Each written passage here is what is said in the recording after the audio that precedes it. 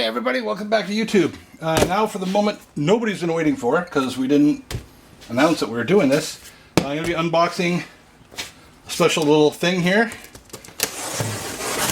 Came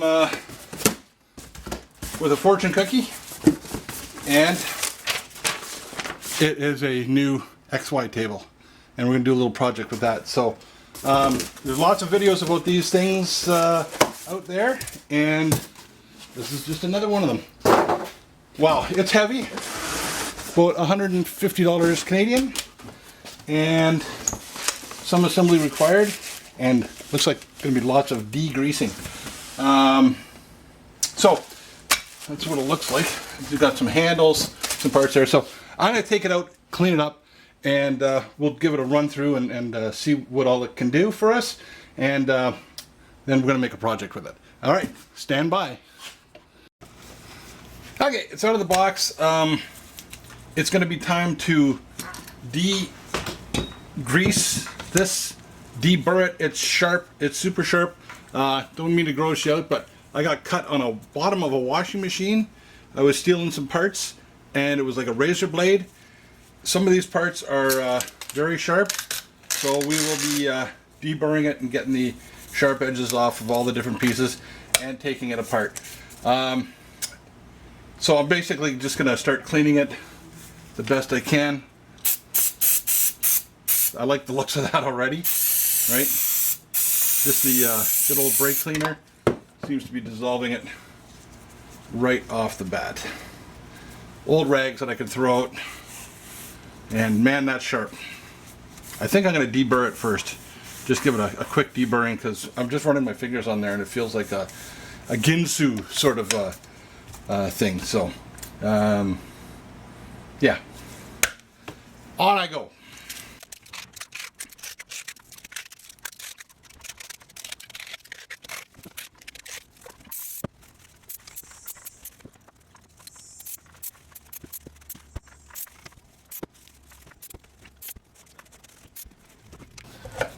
Gonna take this off.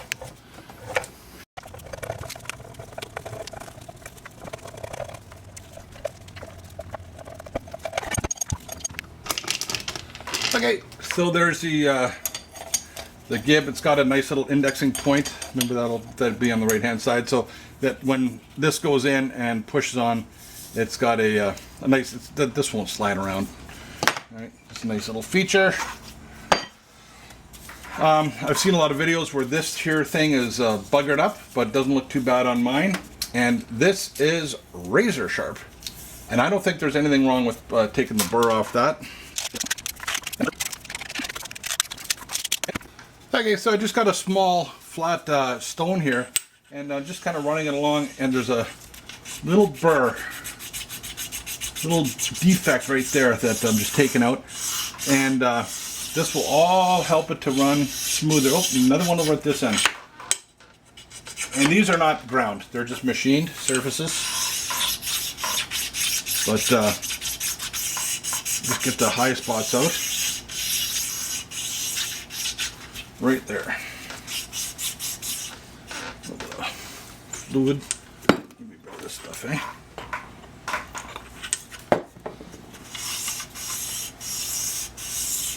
And you can see, hopefully, that that took out that little pimple there. There's something over here. Something at this end. You know, it may have been dropped or something, but right. Yeah, it's right on the end, right here. Another little high spot. And just getting rid of these will really help it when it comes time to slide it along. Yeah, right there. You can kind of see where it gets raised up a bit. And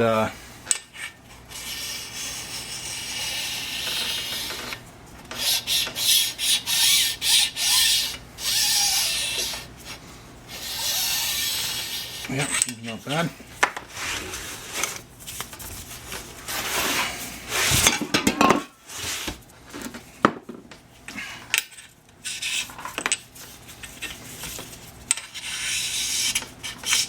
Yeah, another high spot right here.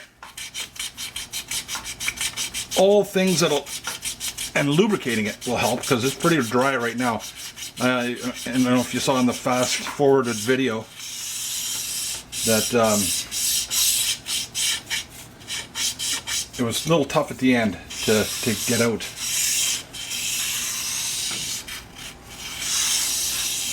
So this the stoning helps a little bit. Still, there's a little high spot right there.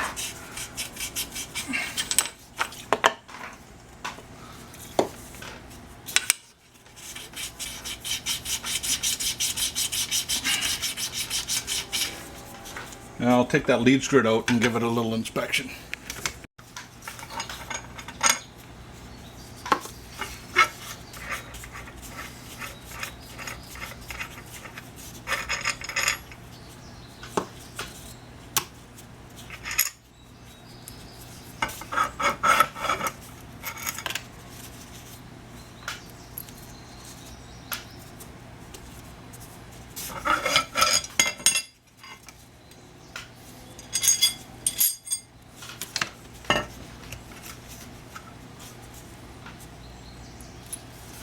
Yeah, okay, so there's the screw, and in typical fashion, hey, I've seen a lot of videos where these are bent, and hey, is there a key in here? Oh, I think the key is for the handle at the end. It's not a pretzel or a banana. It's pretty flat. I mean, I know I got a little bit of cushion here, but I've seen some where they're pretty bad, pretty bad, and this one is not too bad. Now I'm going to pull off that other part and just see how they two marry up. Well, I'm going to tell you right now, this was not in there tight.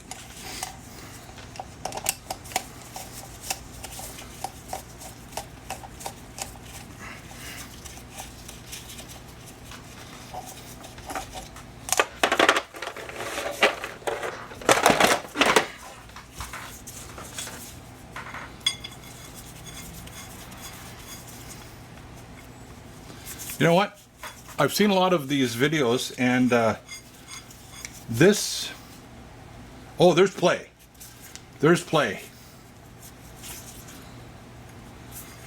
But there's not that much, you know. It's less than what I've seen traditionally. You know, you gotta have a little bit, but yeah, that's gonna work. You know, when all lubricated properly and everything. I think I'll clean it off first and then lubricate the screw. And that doesn't matter which way it goes in. Nope.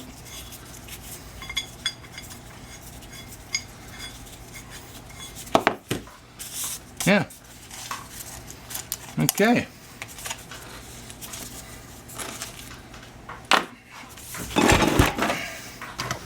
I will go in further and get the, so what was that? That's X. I'll get the Y off. Y? Why not?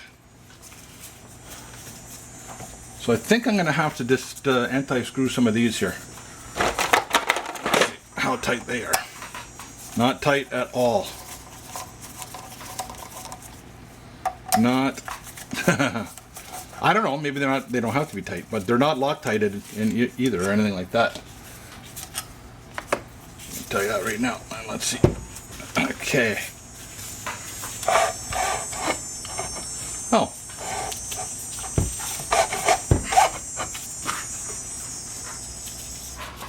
Okay. Undo these. Yeah. Great tool for the job.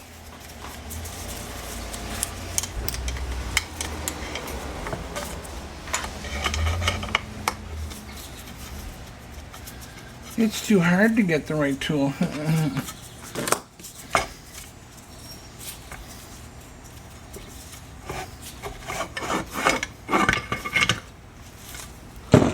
Slides right off. Okay. Geez, I'm going to have to say the same thing for this one. Like, that's a tight fit. Very tight. Like a toiga. Yeah, I know some people replace it. Now it's coarse. It is a lot of, that's a lot of movement for one rotation of the wheel. And if you want to do fine rotations, like I'm not going to make a CNC machine out of this or anything like that, but it is pretty coarse. Some people like a less steep, you know, more threads per inch, less move for rotation. But for now, I think this is going to be pretty well good right where it is. And still going to take that apart, just going a little further. Okay, so I got the Y-axis, I guess, all put back together, lubricated all the thrust bearings, all the ways here, and adjusted the gibs. And I gotta admit, it's pretty tight. It needs a bit of running in, but you know, because there's the odd little, probably piece of particulate or some swarf somewhere. Tightened everything up. Seems pretty good that way. I had to just temporarily put this hand wheel on. So this whole thing either has to be hang over the edge of whatever you're working on, or it's going to have to be lifted up on a table because this sits below the bottom of this. So that's one of the things that's in the future for this device. And it's funny, that's dry already. This is just, these are machined surfaces. They're not scraped. They're not even ground, you know, with a grounder. They are just machined, and they're pretty rough. Be pretty hard to get in there with a grinder. You need all the right angles and stuff like that. But yeah, so far so good. Okay, so cleaned up, lubricated, deburred to the best that I can. You know, I'm sure there'll be a couple other places I need to knock down. Adjusted the gibs. Overall, like, pretty happy. These are locking screws, you know, so if you're doing a maneuver and you're getting some chatter or something, you can lock it down in the X and Y. In another video I did, you'll see I got these cheap 1, 2, 3 blocks, and that helps get it up off the ground a little bit. But what the big thing that I want these for is, I will show you. So I've got this, which is off of my MCO Compact 5 drilling and milling station, and although I love it, the mill is tiny, but it's a pain to convert the device from a lathe to a mill, back and forth and whatnot. So there's a post that stands here. It rigidly mounts to the bed of the lathe, and this is now going to be my milling surface, the post here, and I will use these 1, 2, 3 blocks. I should be able to drill into here, mount it on here, mount the 1, 2, 3 blocks also to there, and then mount the bottom holes in something like this. This doesn't have to go on the ground. It can go on, you know, flat on the surface. It can go up or anything like that. The pole will go straight through, and then I'll have a standalone mill that you know, I can do basic milling operations, and I've got a nice surface to use, and I get myself a nice maybe 4-inch vise, and away we go. So I think that the 1, 2, 3 blocks, people are probably going to freak out and say, that's a waste of 1, 2, 3 blocks. They were $20 a pair.